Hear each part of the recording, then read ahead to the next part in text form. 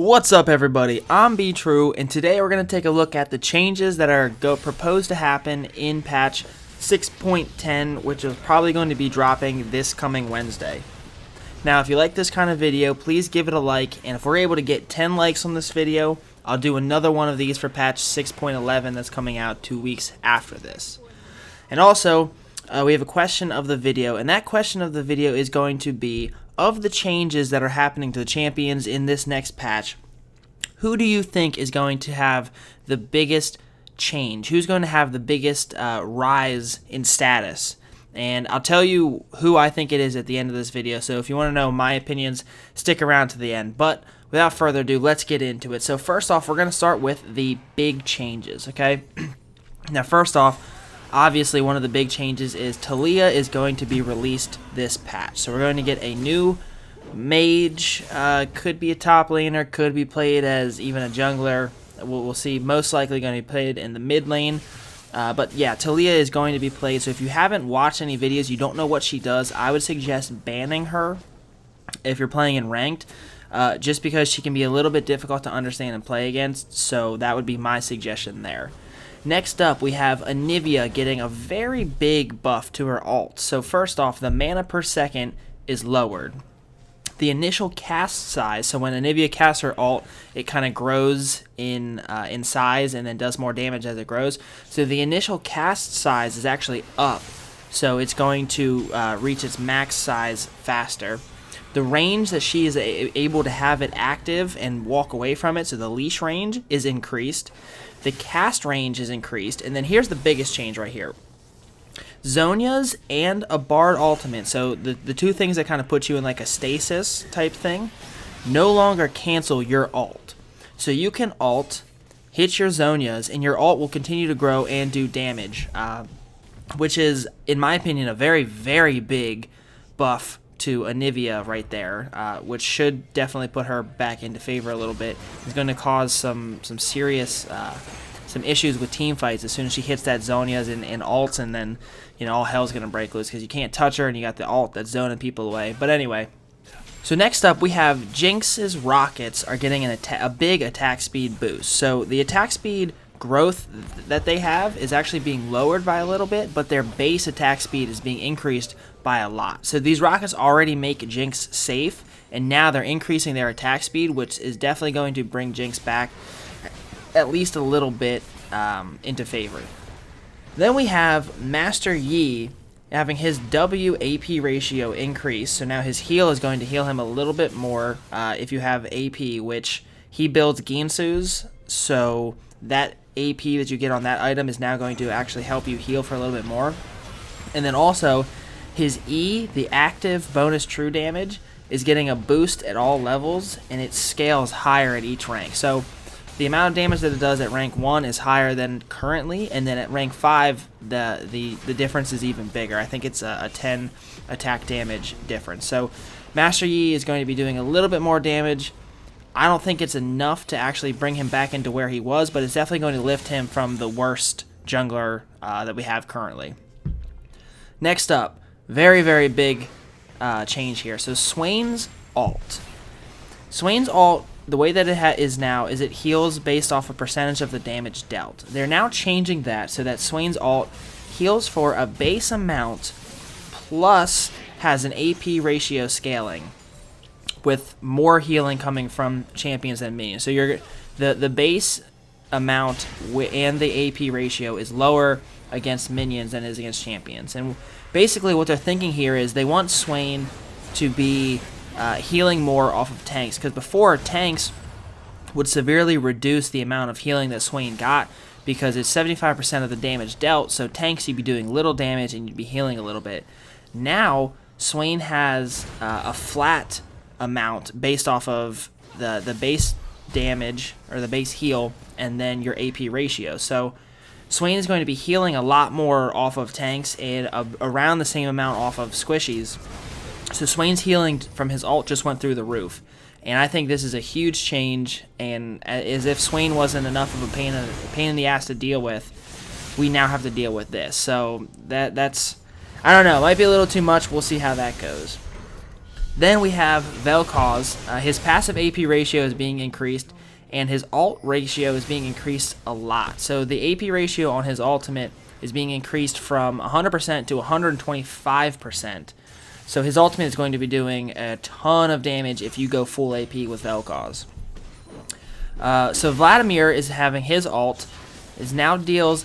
This is another pretty crazy healing change here, but Vlad's ult now heals double the amount that it used to against the first target hit. So what it's healing for currently is now double against the first champion hit, and then half of that for each additional champion. So each additional champion is going to heal you for the amount that it currently heals you. So the first champion hit by it, healing is doubled. Everybody else is the same that it currently is. That means that the first heal is going to be exponentially stronger, and it has a 70% AP ratio on the heal. So Vlad, who's already a pretty strong champion currently, he's a nice little lane bully. He's got a good amount of heal and sustain if someone plays him right, and then he scales well into the late game. Now all of a sudden his ultimate is going to be healing for even more, which is going to make him more of a problem. So then on to items, we have Blood Razor is getting a pretty massive boost where it now deals 4% of the target's max health instead of 3%, and it's having its attack speed increased to 50% from 40%. So Blood Razor isn't the most popular item to be built in the jungle right now, but with these changes, I can definitely see it being built more often since it's going to be dealing more damage and have more attack speed on it. So it's definitely going to help out people like Graves, Kindred, Quinn, some of those more carry, like marksman type of junglers.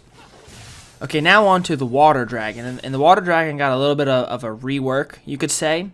So basically now what it does is it restores 4, 8, or 12% based on how many stacks you have of your missing health and mana every 5 seconds if you're not damaged by a champion.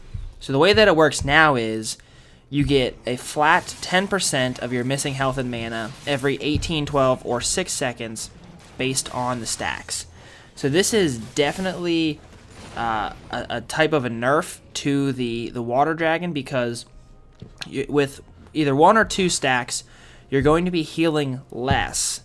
However, you're going to be healing more often, but only if you're not damaged by a champion. So this will no longer proc in team fights, which is one of the biggest things that that made the Water Dragon so strong, was its ability to proc in a team fight, which could completely swing the outcome one way or the other. But you're going to be healing less, but more often when you're not in combat. So it's a bit of a nerf overall, and we'll have to see how that all works out, but definitely a nerf to team fights. And then last but not least, we have the summoner spell Ghost. So Ghost is actually getting buffed here. Its cooldown is being lowered by 30 seconds, and it now has a scaling movement speed instead of a flat movement speed based on your champion level. Now the movement speed at level 1 is higher than the current movement speed. So the current movement speed is 27%. At level 1, Ghost movement speed is 28%. And at level 18, I believe it's 40%. So that's a pretty big change, and having the cooldown lowered. So I think Riot's trying to get Ghost a little bit more into the game, and people like, let's say, Nasus, Tryndamere, some of the split pushers are probably going to like this a lot, having Ghost on their side. Alright, so now we got some small changes. We're not going to talk too much about that. Alistair's ult damage reduction is down at early levels, so he's a little bit weaker early in the game, should bump him out of favor just a little bit. Aurelion Sol has a small reduction to his ult damage. It's 50, not too big of a deal. Cassiopeia has her Q range increased, and her W no longer stops on terrain. We'll have to see how that works. I don't know if that was too big of a problem in the past, because I haven't played her, but we'll see what that does. Fiddlestick's E bounces has been reduced from 7 down to 6.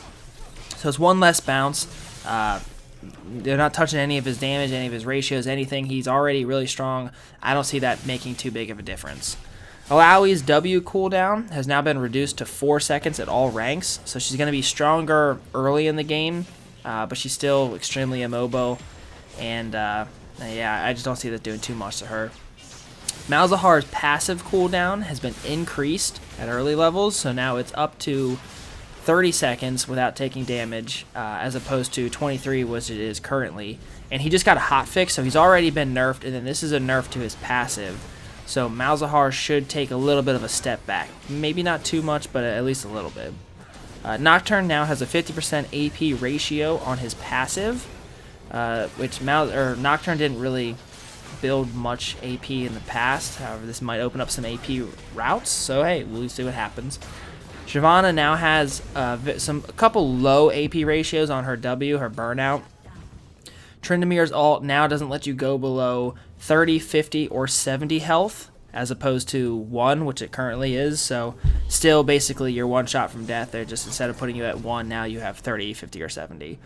And then Xerath's E, his stun, his cooldown has been lowered by a lot at early ranks, but it's increased at max ranks. So currently it is 18 seconds at level 1, and then with this new change, what they're doing is they are lowering it to 13 seconds, but then at rank 5, currently, his E cooldown is 10 seconds. On the proposed changes, the E cooldown is now 11 seconds. So he's going to be a little bit stronger early in the game and a little bit weaker late in the game. I mean, it's 1 second, it's not a big deal, but it should definitely make his already strong laning phase even stronger.